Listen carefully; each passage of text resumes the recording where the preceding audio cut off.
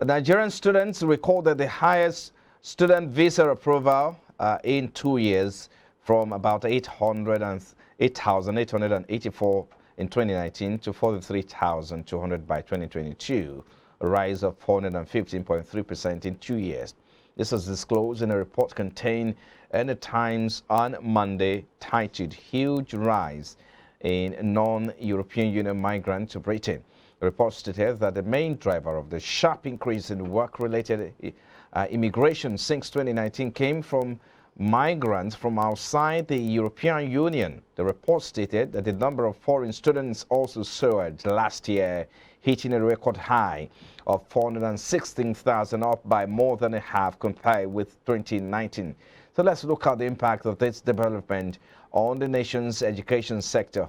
Mr. Gospel Vele is a research and development economist with a focus on emerging and frontier markets. He joins us via the Zoom call now. Thank you, Mr. Ovela, for your time. We appreciate you. Thank you for having me. Good morning. Yeah, good morning. I'm sure you've seen this record. This is quite scary, according to some analysts. And so, but what do you make of these mass migration of students to the European Union, and what the impact will be? But first, let's get started with your analysis of this development. Right. So it's a very interesting conversation because I've had that conversation on different levels, and there are many contributory factors in the sense. Let's take from the very basic of things, right? Unemployment, we'll say that unemployment is about 33%. Youth unemployment is about 41%. What's our situation where underemployment is on the rise of 28% and all of that, which means that a lot of people cannot either work at full capacity in terms of their productivity, or cannot paid. They cannot get paid the real value of their productivity, as it were. And what we found is that there have also been a situation where skills cannot meet market development.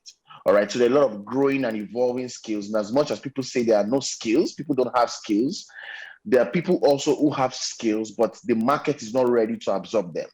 Secondly, you also have a situation where the failure of the Nigerian system borders heavily on increasing cost pressure on incomes, which means that even if you work on a 9 to 5 or more than a 9 to 5, you cannot really contain the value of your work because inflationary pressure hits heavily on the quality of your income. All of that evolving into the quality of governance, the very bad state of the nation, has also created some form of incentive. Incentive is the first point. Incentive for talent migration, and being the fact that economies in the EU and the UK have been opened in the last 5 to 6 years about more jobs, more competitive labor, and all that, that creates a platform for many Nigerians in the sense to leave. So it's a deeper conversation around the structural dynamics that has created the pathway for youth migration, not because people want to migrate, but people are looking for better prospects that match their skills and better prospects for income earning. Mm. I mean, you've raised two key salient points here. The issue of porosity in the education sector, and of course, the other part is the skill you talked about earlier. But let's dwell more on the education part now. How much of impact or negative impact do you think this is having on the country's education sector? If you look at the numbers of people, students who migrated between 2019 and this year alone, this is a very, very high record. Yes, high because also, it's been expected. The pandemic was a major contribution. The NSAS protest and how that finally played out was a major contribution, and also the recessive state of the Nigerian economy. But in terms of impact on the education sector, first off is to understand that the education sector has not really contributed much in terms of market-facing skills that young people need, to really, really thrive in a career in this context. As such, people have sought to look out for platforms where they can make up for that gap, and all that, which is also part of the contributing factors to the whole youth migration conversation in the sense. But in terms of the real impact, I mean, there's going to be a talent drain in the Nigerian economy as we move on further, number one. There's also going to be some form of brain circulation. It's no longer brain drain. It's also going to be brain circulation because a lot of people who are moving to the EU and the UK are probably also using that as first point of entry. Their final decision is maybe the United States or the core UK market or the Canadian market, as it were. So there's brain circulation.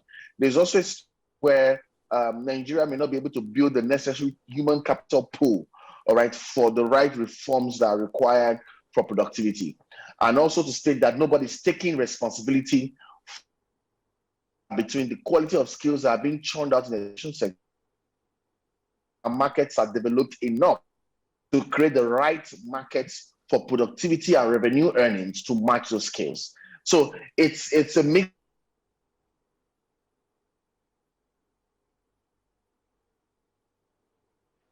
Hello, Mr. Obele. Hello, Mr. Obele. Can you hear me? Are you still there? You clearly. Okay. Please continue with your thoughts. So I was saying that we may not be able to build the necessary reform process that's required to close both the education to employment gap and the education to market gap, as it were.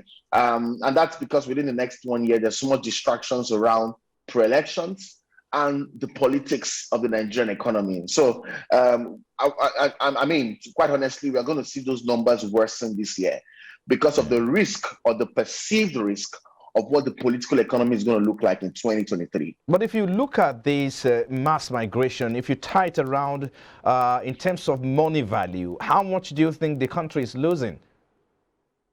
The country is losing a lot, although that argument is mixed. First off, I mean, a particular bank told me that they've made 2 billion, almost 2 billion in proof of funds deposit only in the last 1 year. So proof of funds, you need proof of funds to travel, for your European engagement. So in proof of funds deposit only, a particular bank has made 2 billion naira. Also on the flip side, we realized that the cost, also presents itself in both financial and non-financial cost. On the positive end, or what seems like a positive end, Nigeria has the highest diaspora remittances globally.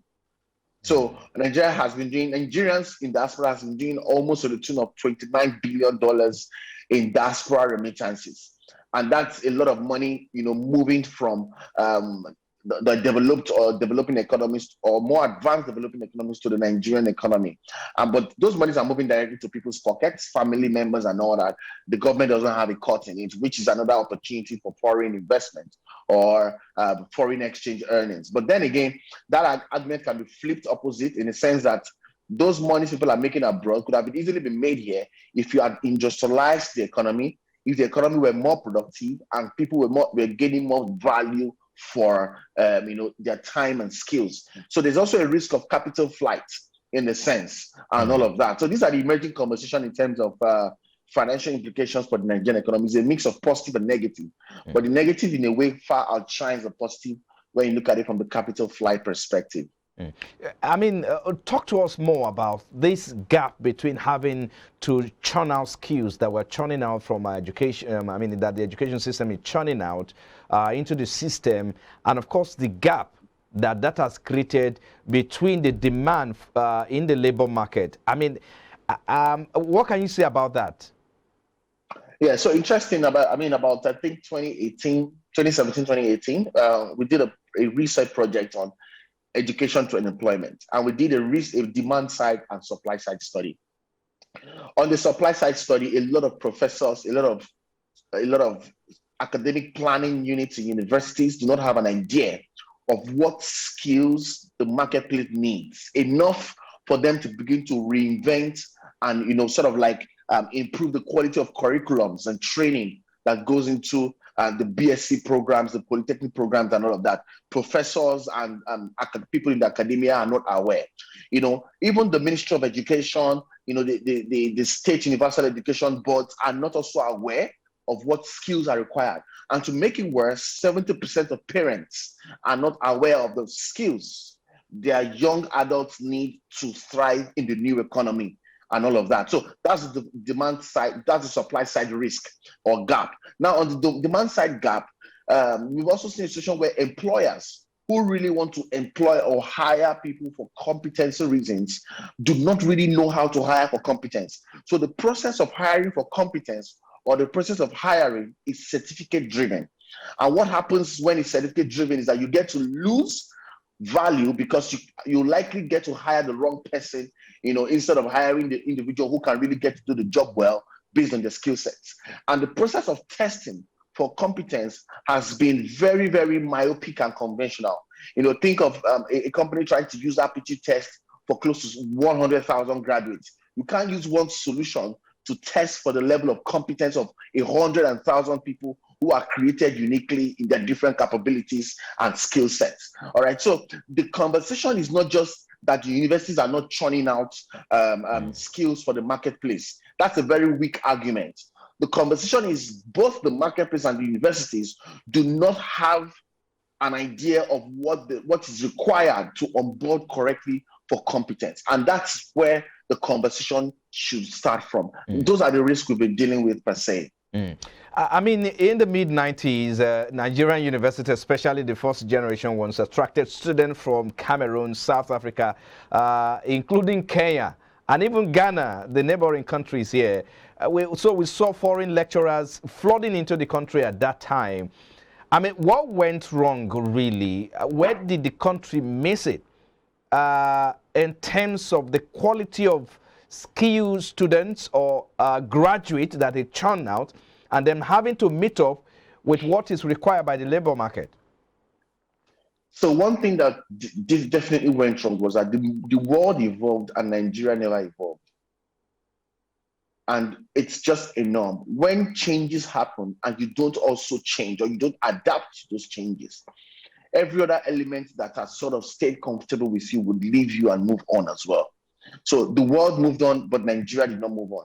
As the world moved on, educational platforms and institutions also evolved, with that. And Nigeria did not evolve. All right, so that's a major block. Secondly, around that period was also a heavy, what would term as the first wave of brain drain or brain circulation. A lot of our best hands were leaving the country for, what seemingly looked like better prospects, looking at the traction of growth and development in those countries. So a lot of our best hands left, and there was no continuity in terms of the quality of what was.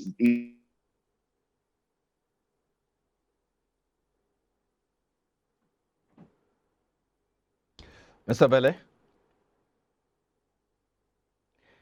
Well, I guess we're trying to, get connected, losing touch with Mr. Bele there.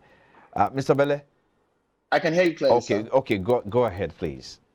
Yeah, so I was saying that the fact that, number one, you have some form of brain wave and brain certification at the time, but the also fact that a lot of people were looking for better income prospects, being the development and all of that was happening in other countries, and Nigeria did not evolve.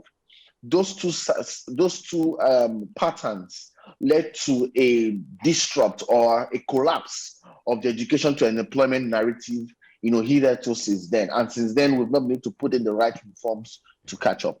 Let me ask you this. If you look at this current report, Nigeria recorded about 161% in 2 years. That's about 10,245 from 3,000, right? 3,918 to 10,245 SAT last 2 years in terms of the kind of skilled workers we've churned out that have traveled out of the country. And now, the argument used to be that Nigeria, we lack skilled or people who are churned out from university lack skills, really. But now we're having to see record of people who travel or skilled visas that was recorded in 2 years. what has really changed, and how do we think we can domesticate these skills in the country to ensure that it impacts on our economy, on the performance of the economy? Or can we really talk about, domesticating these skills? Is there a conversation that is going to come up around this issue anytime soon? Well, first off, I don't see a conversation coming, especially at the level of execution. And that's because we're not ready. We're not ready, and we're not very honest about what's happening. Also the ideology that governs for human capital productivity. There's an ideology around your why and why your country should be that productive enough to host some certain skills. So the ideology around human capital productivity and developing the country is not correct. Permit me to use that word right now. So I don't see us having that conversation anytime soon. And Nigerians are looking for better prospects, better income, better security, and all of that. And they've been a very failed economic management when it comes to the value of human lives, the quality of people's income, the value of the Nigerian currency. So people are looking for a plan B where the skills can meet some form of intentional market productive system, that can revert back in terms of value and returns for them to be much more in control of their lives and their future and gain some form of financial freedom. I don't think the current structure of the Nigerian economy and the way it's being managed can provide that for the current people, for the people who live in Nigeria right now, and even the next generation of skills, until something is done at the structural reformed level, both at the educational block and at the employment block. Even in the employment block, a lot of corporates in Nigeria have to rework their policy.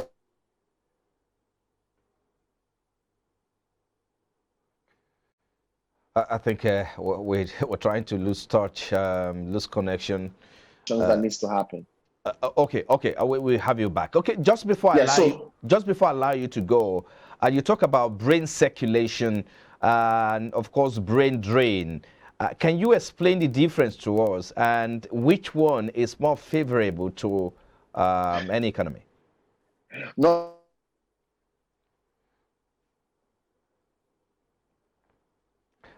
Hello, Mr. Abele.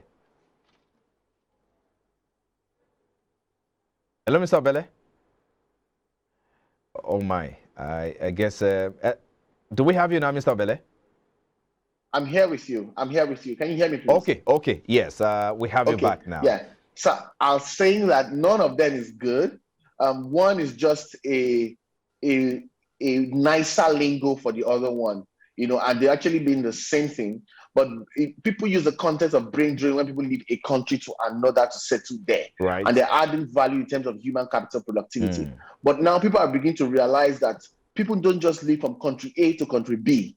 They also move from country B to country C, back to country D, back to country B. So people are looking to add value differently. And there's also a world of remote work where I can be in my house and working for companies in the United States and all that, where those jobs could have been for public citizens there. So it's better to use the word brain circulation because it captures the move of intellect from one system to the another. Okay, great.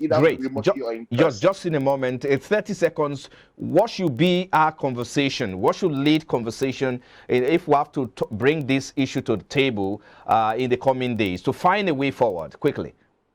The conversation is, number one, having leaders who have the right empathy and ideology towards human capital and systems productivity, and who are seeking to industrialize the country enough for markets to develop where skills can find a beautiful place to thrive, and those skills can even be exported as well, as good revenue earning. So it starts first from ideology of the people, the players, the stakeholders around human capital productivity. Then that would also trickle down to the educational sector supply side, ensuring that curriculums, process, planning, policies, all enable for forward thinking skills development and education and training or capacity development. Yeah. Then on the demand side for employment and market should evolve. Employers should also evolve in their thinking. We should grow more competence-based as an economy. We should be more productivity-driven. All right, the cities and the society as well should be built or developed from a productivity standpoint,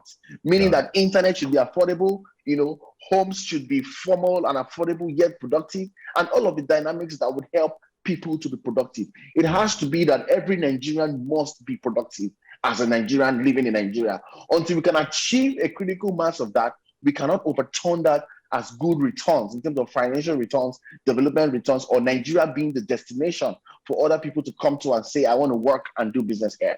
Okay, I think we need to leave it there. Thank you so much. Thank you for having me. Gospel Vele is a research and development economist. Thank you for your time on Business Breakfast. Thank you for having me. Yeah.